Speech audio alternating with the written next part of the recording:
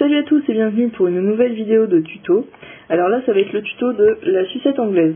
Donc je pense qu'il y a pas mal de personnes que ça peut intéresser, notamment parce que c'est une sucette super originale qu'on ne pense pas forcément à faire, ou du moins pas comme vous le pensez. Donc on va passer au matériel. Donc il vous faut des gants, ensuite il vous faut un emporte-pièce rond, et c'est là que vous allez certainement comprendre, un moule de sucette, de préférence de la même taille que l'emporte-pièce.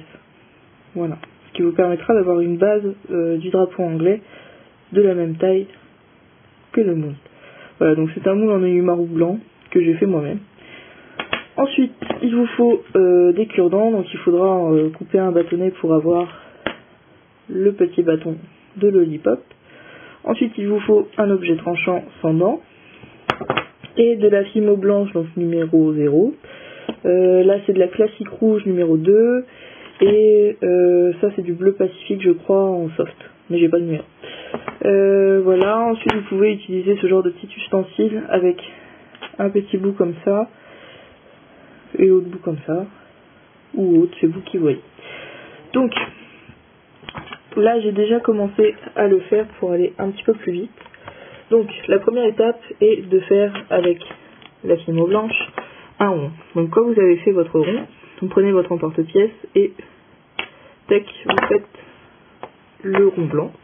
Quand vous avez fait votre rond blanc, vous commencez à préparer les traits de fimo rouge. Donc, je me suis servi de cette fimo pour faire tout d'abord le premier trait. Ensuite, vous coupez les deux traits et vous les assemblez ici. Et enfin, vous mettez des petits ici et là. Donc, le mieux, c'est de les préparer. Et ensuite, de préparer le bleu. Alors, pourquoi terminer par le bleu? Tout simplement, parce que le bleu a tendance à tacher même les gants. Donc, c'est mieux de terminer par le bleu plutôt que de commencer par le blanc, qui, si vous commencez par le bleu, fera un blanc-bleu, en fait. Voilà. Donc là, j'ai mes petits bouts qui sont déjà prêts. Voilà, donc on va commencer. Donc je me sers de mon ustensile pointu pour les déposer si nécessaire, ou sinon je prends avec mes doigts, hop, et vous les disposez comme de l'autre côté. Voilà, donc si vous avez besoin, prenez un modèle. Mais bon, pour l'instant, c'est juste faire un drapeau anglais. Il n'y a pas de particularité pour l'instant, sauf que la base est ronde. Voilà, mais c'est juste ça. Hop. Tac. Donc là, on a, en rouge, on a tout. C'est-à-dire qu'on a les 4 ici et la croix britannique. Donc, ensuite, on commence à faire les bleus. Donc le bleu, là, c'est la partie faite, donc vous voyez. Donc voilà pourquoi je préfère commencer sur une base blanche. Parce qu'on n'a pas besoin de mettre de traits entre les deux. Et donc on a juste à poser des petits triangles bleus qui sont ici. Donc, eh ben, on va en prendre un, hop, et vous allez le poser comme ceci sur la patte. Donc après vous appuyez avec votre doigt, tout simplement. Donc, au niveau de l'épaisseur, faites assez petit, puisque tout simplement après ça se verra de trop sur la sucette et ça n'est pas vraiment le but. Voilà, c'est pareil là, la jointure entre les deux, comme je vous expliquais, vous pouvez utiliser ce petit ustensile pour essayer de faire une jointure à peu près propre. Bon, ça finira toujours par se voir, mais bon, c'est toujours plus propre que un coupé net, quoi. Voilà. Donc, on va finir avec les deux derniers triangles. Voilà.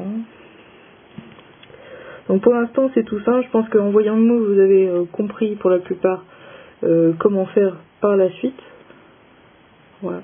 Donc c'est vraiment en fait une autre méthode que comment faire une lollipop normale, je vais dire. Tout simplement parce que là il n'y a pas besoin d'enrouler quoi. Si vous voulez faire un drapeau anglais en enroulant, je vous souhaite bon courage. Voilà. Donc, hop. Et donc le dernier triangle, s'il veut bien venir, voilà. Tac. Donc on a enfin, donc voilà l'original, et donc on a enfin notre drapeau anglais. Donc là il est très bien, vérifiez que vous avez du blanc tout partout, et puis après ça devrait aller. Donc là on va le mettre dans le moule. Hop. Donc vous le prenez délicatement, vous voyez, vous vérifiez qu'il n'y a rien qui se décolle, on va dire, de façon assez moche. Voilà. Et donc vous le prenez. Donc il est bien évident que l'autre côté est blanc, mais vous pouvez tout à fait faire 2 couches et ensuite les assembler. Mais bon, moi je préfère blanc de l'autre côté, c'est pas plus mal, et puis bon, ça rajoute un petit peu de charme. Après vous pouvez tout à fait faire d'autres motifs. Et donc vous prenez votre moule, et hop là. Donc le moule dans le bon sens, hop, et on va venir poser. Donc là, l'avantage d'un moule en œilloma ou blanc, c'est qu'on voit de l'autre côté, et donc, mais ça va être surtout de l'autre côté qu'on verra très bien. Et donc là vous allez venir appuyer, voilà, pour que la pâte aille partout. Donc attention, ne faites pas déborder, je veux dire, la pâte, puisque sinon ça va faire un effet vraiment débordé et ça va être pire qu'horrible. Donc à la limite, autant faire ça. Voilà, vous appuyez légèrement pour que ça rebique un petit peu. Et voilà, donc soit vous appuyez comme ça avec le pouce, soit vous prenez un petit rouleau comme ça et vous roulez tout simplement.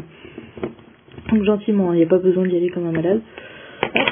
Donc là, ça vous donne une surface lisse. Si vous avez des petites impuretés, etc. au niveau du blanc, c'est le moment de les enlever, parce que là, de toute façon, vous ne pouvez pas modeler autre chose que la forme de la sucette.